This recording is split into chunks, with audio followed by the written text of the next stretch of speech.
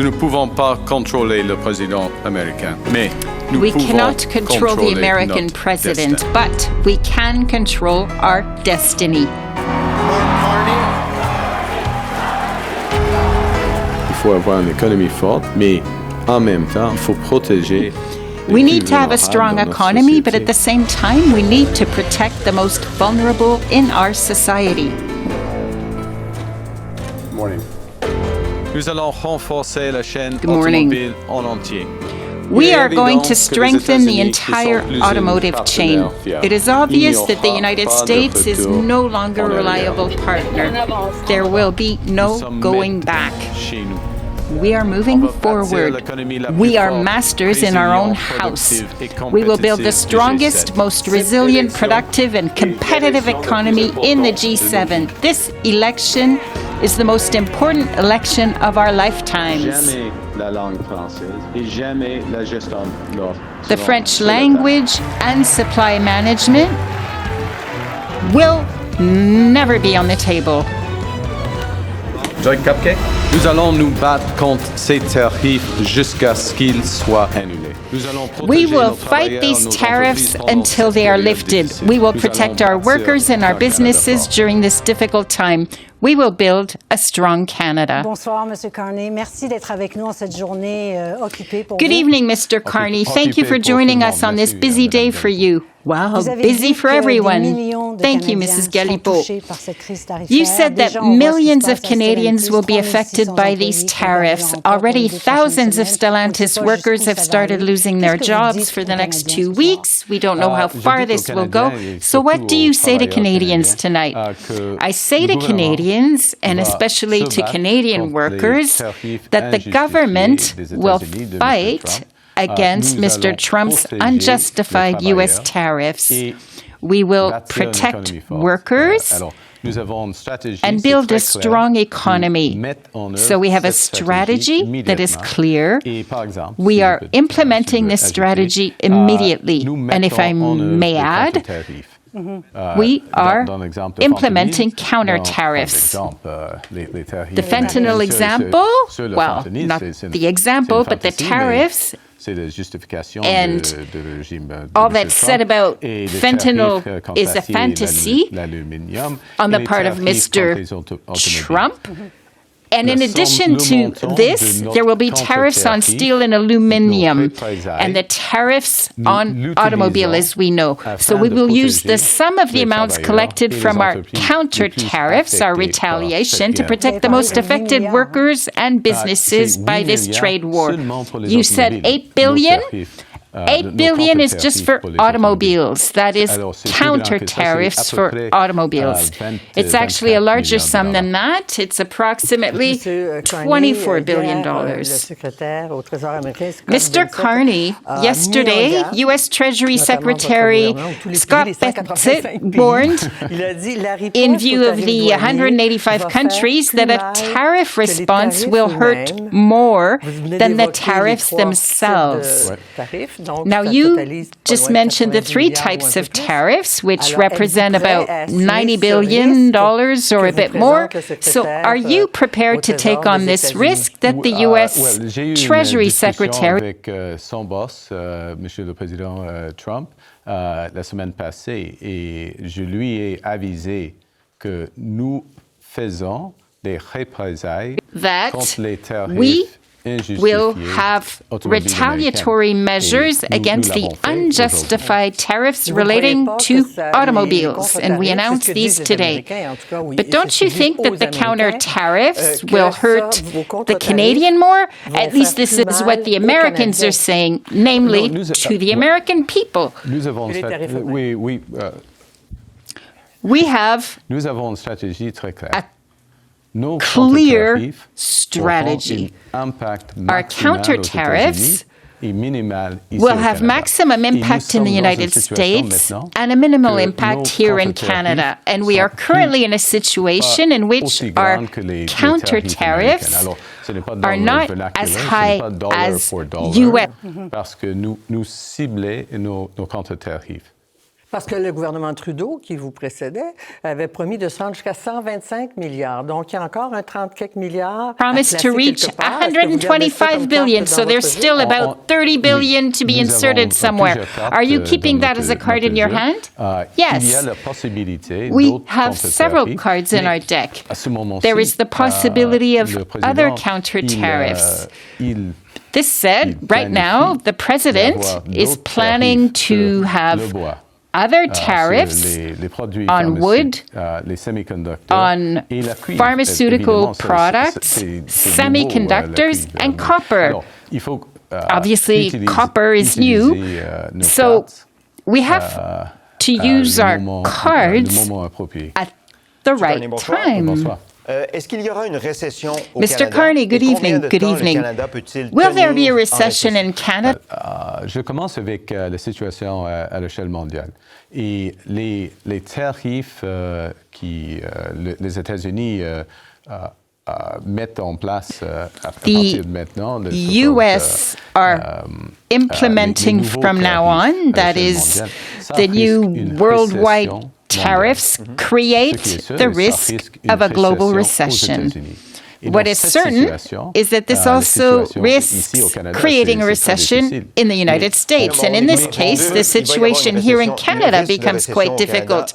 But we're not in a bubble. There's going to be a recession. The risk of a recession in Canada is real. It exists, absolutely. But that's one of the reasons why my government is acting now by protecting workers with large sums of money first, and we're beginning to build housing, to invest in this respect, which instills confidence and certainty here in the building of our economy. Are you telling Canadians tonight that with the measures you're going to put in place, there will not be a recession in Canada? Monsieur Beauvais, I have a lot of experience, and no one can ever provide guarantees regarding the economy. We are certainly experiencing situations with upheavals. There are real upheavals in the global economy caused by President Trump's actions. But we need to be positive. We have a plan, and as mentioned earlier, we are masters in our own house. We can control our economic destiny, but we must have a plan and implement it. Mr. Carney, continuing on this Canada-US relationship, you talked about protecting workers concretely. What does this mean, and what are you going to do? Can you tell us of one or two measures? A couple of weeks ago, we changed our unemployment insurance system. We removed the waiting period. That is done. And we can also now share jobs and receive unemployment insurance. And we're providing money directly to businesses to support them, including liquidity worth at a level of about $40 billion. That's a huge sum of money to help businesses, and in order to maintain the job positions of workers. So to increase employment insurance for workers, to increase generosity and speed, but not the amount, it indeed becomes an increase in the amount. Yes. Essentially, we increased it. I see. Thank you. With regards to your response today, is this 25% on vehicles from the United States outside of CUSMA a sufficient response to what happened yesterday? In a way, it's tougher than the U.S. tariffs because the amount of American production in a Canadian car is bigger than it is in an American car. It's strange but true. So there's this difference.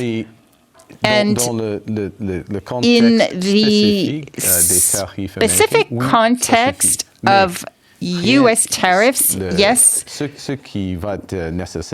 counter tariffs are enough for now. What will be necessary to do so as to resolve this situation is to have a global negotiation that is a global negotiation with the U.S. Well, yes, you already made a commitment when you spoke to President Trump. You hadn't been elected, of course, but you made a commitment to this negotiation. I managed to get Mr. Trump to commit that negotiation would take place in early May with the Prime Minister of Canada, and I hope this will be me. But of course, it will depend on the election results as well as other events.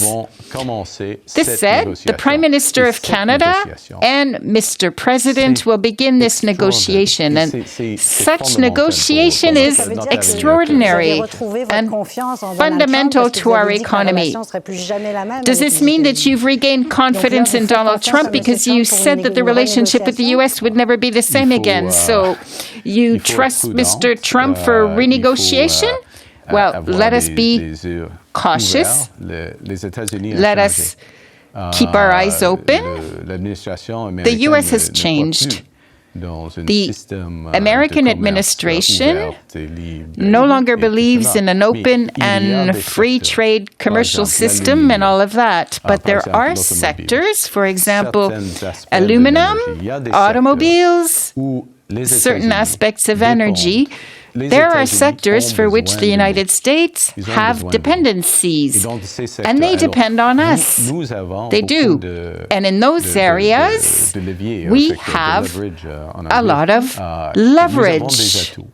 And we have assets. But in order to use them, we need other options. And the other option for us is to build our economy. And that's one of the reasons we need to build our economy to better negotiate with Donald Trump. I understand. You talk a lot about what you want to protect and perhaps what you'll renegotiate. But what will you have to sacrifice? Because we don't really know what you brought to the table when you spoke to Mr. Trump. So what are you ready to sacrifice? Compromises will be necessary. Will it be critical minerals, semiconductors? Where will you be making sacrifices? Well, for me, it's not a question of sacrifice. Honestly, it's not that. We have assets in Canada. So, for example, you just mentioned critical minerals. They are ours. We can choose as a country who our partners are. This is one of the reasons why one of my first calls was to the president of the European community. My first trip was to France, and I had a meeting with the president and the prime minister of the UK. We have options in Europe. Monsieur Legault, for example, went to Germany with several objectives, and one of these was to find European customers for our critical minerals. So compared to the Americans, this gives us leverage in negotiations. So let me give you an example. Let's say you are American here and you here are European. So then we say, this is an option for you and here's another. But you're not telling us exactly what you would be prepared to let go in this negotiation with the Americans. So, for example, supply management, Mr. Carney. If I may say, from the beginning of my campaign for leadership in mid-January, I have addressed supply management, French language, and culture. I need to speed up a little, Mr. Carney, but you refused today to committing to legislation to protect supply management for people in agriculture. Why? In my opinion, it's not necessary to make laws for negotiation positions, but it would reassure those in agriculture. Okay, well, negotiation begins in a few weeks. And Parliament will be working on these. Et je suis absolument clair en ce qui concerne la gestion de l'offre. It is beginning, and I'm absolutely clear about the management of supply. I launched my electoral campaign at the Petit Farm. Okay, but no legislation. It's not about legislation to have a negotiation with you, say, as a European and with regards to critical minerals. It isn't necessary. I know about negotiation.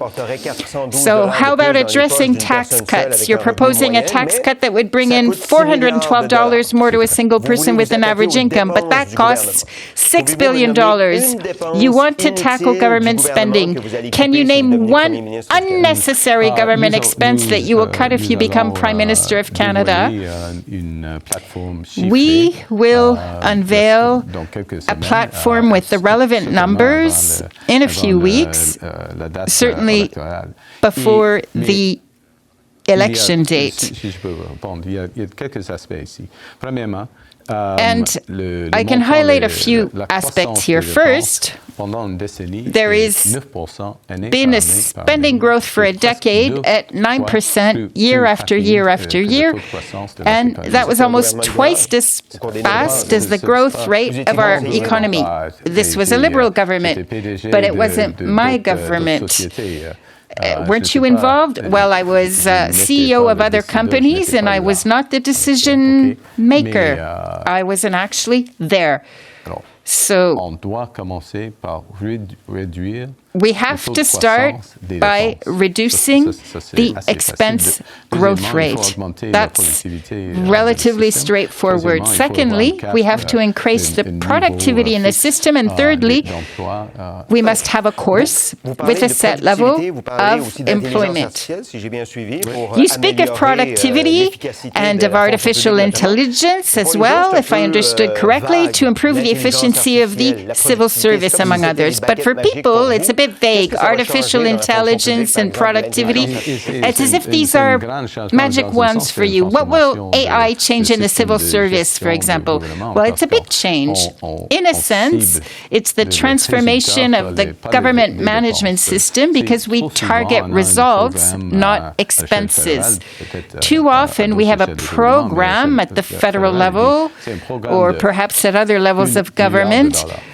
But at the national level, we may say this is a $1 billion program. This is not the focus of my interest. What I'm interested in is how many homes can we make available? So will AI build housing? In a way, yes. And actually, let me give you an example. We have revealed our building program at the beginning of this week. That is our program with regards to housing.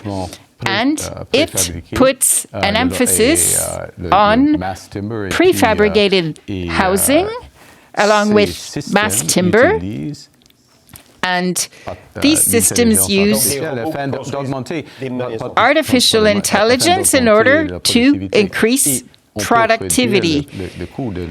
And we can reduce the cost of housing by about 20%. That's a great example of the government's possible productivity.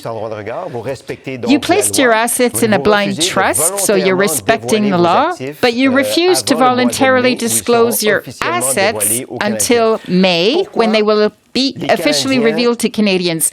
Why would Canadians vote for you without knowing? Premièrement, je suis toutes les règles, bien en avance que les règles. Deuxièmement, mes actifs maintenant. Schedule. Secondly, my assets now include money and private real estate that is a house and a cottage. And other assets are in this trust. Well, why not take the additional step? Your opponents might say you have something to hide. So what do you have to lose by revealing what you have now? But I no longer have any. You have no more assets? Yes, but they are in a blind trust. That is, with rules, which I follow, and I've complied to these rules earlier than is necessary. Okay, Brookfield. Paradis fiscaux, ce qui est tout à fait légal, déforestation au Brésil, déménagement du siège social aux États-Unis, et même question d'un bail de 99 ans signé avec le gendre de M. Trump. Qui est le vrai Peace Mark with Carney? Donald Trump's son. So who is the real Mark Carney? The one who rubs shoulders with the elite and the financial minds of this world, or the one who wants to defend the interests of millions of Canadians against the world's richest country? At my core, I am a public servant. I was governor of the Bank of Canada, namely. I helped manage the financial crisis here in Canada and, of course, in Quebec. That is in 2008. And I'm here tonight in this campaign because of the crisis, in order to try to resolve the crisis. Without a crisis, there would be au commencement de janvier, nous avons une crise de logement, une crise de pouvoir d'achat, et le commencement de cette crise de M. Trump. This purchasing power crisis, and at the outset, this Mr. Trump crisis. Now, I must admit that the crisis is worse than I anticipated at that time, but I am here because Canada has given me a lot, and this is the time for me to give back to Canada and to our country. Thank you. Mr. Carney, let us now address Canada's place in the world. The world as we know that has existed for the last 80 years since the true liberation at the end of the war, the true day of liberation. Well, when you think of the ambitions expressed by President Trump regarding Panama or Greenland, by all means, and even Canada as the 51st state, are you worried about Canada's sovereignty? In a word, yes. And this is one of the reasons why I said before my conversation with Mr. Trump, no conversation or meeting without respect. Not respect for me as an individual, but respect for my position as Prime Minister of our country, our sovereign country. This is never a word that he uses these days, and let's be clear. Yes, he called me Prime Minister. Yes, he recognizes Canada as a country, but we are two sovereign countries, and it's a bit weird that we even need to be discussing this. But your question is important because the world is becoming increasingly divided and dangerous. The world has changed. Even our allies, or at least one of our great allies, the United States. Well, you went to France, the UK, you said it earlier, and speaking of the trade war, you said, well, we have other options. We can bypass the U.S. because we're going to make other partners. So alliances need to be rebuilt. Does this mean you're going to ignore the U.S. From now on? Is it because you said Donald Trump was not a reliable ally with regards to international politics? Has he become a reliable ally again today? Well, it is possible that he is in certain contexts, but this remains to be seen. We've lost a lot of trust in the U.S., and that's a fact.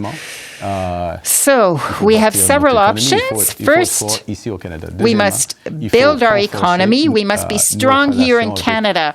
Secondly, we must strengthen our relationships with our allies in Europe, in the UK, some of our allies in Asia, and we must have very clear negotiations, global negotiations, which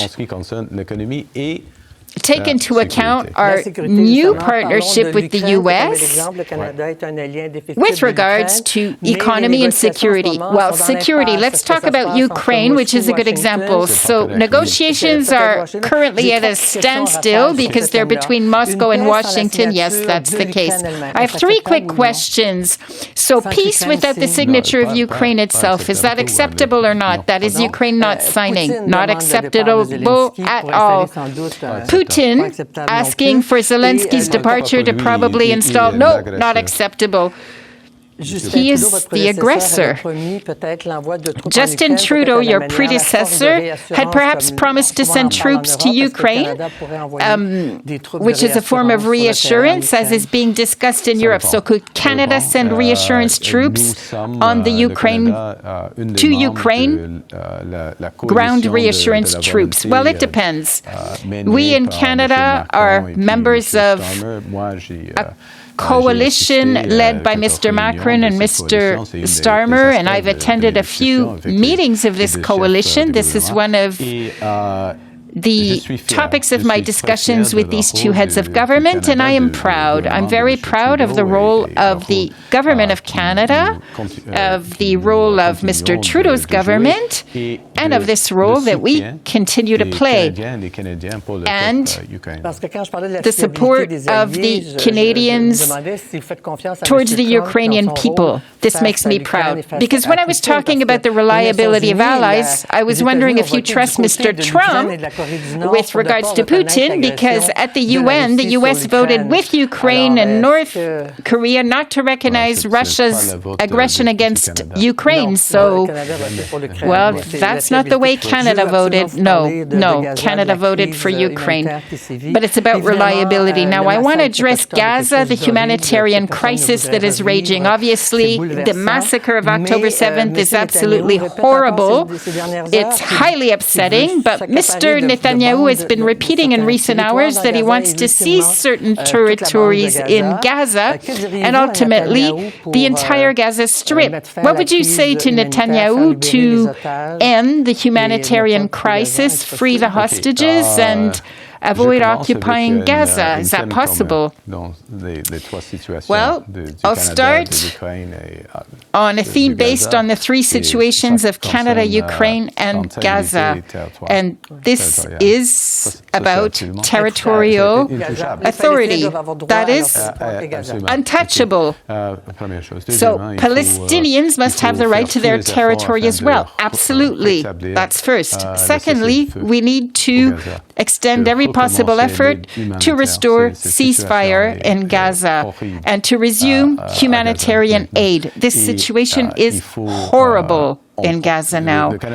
And Canada can play a role in humanitarian aid, but above all, to strengthen the principles and to be there in view of the principles of human dignity, the rights of all individuals, wherever they come from in the world. Thank you. Thank you. A few quick questions to finish, Mr. Carney. You admit, I think you said that your command of the French language could be improved, right?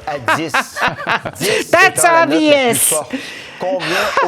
So on a scale of 1 to 10, 10 being the highest rating, what would you give yourself as a score today for your mastery of French? My mastery? Well, I'll give a score for my spoken French, 6. Okay, 6 today.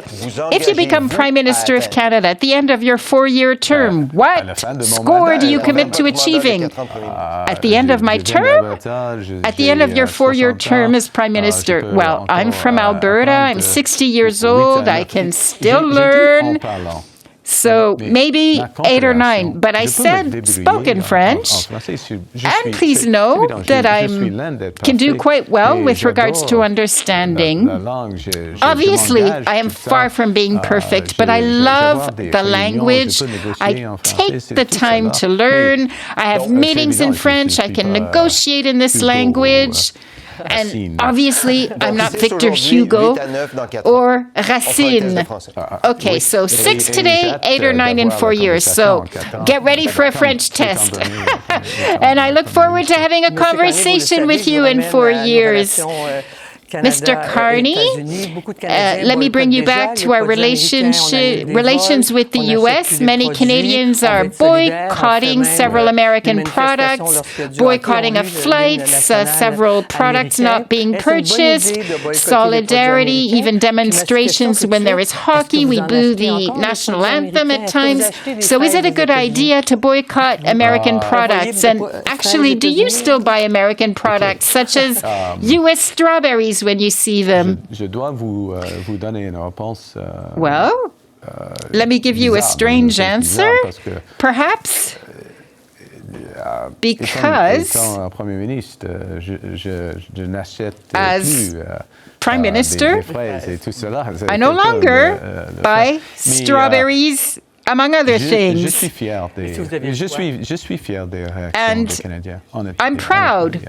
I'm proud of the reactions Canadians are having regarding the use of their purchasing power and the choices they make with regards to travel and so on.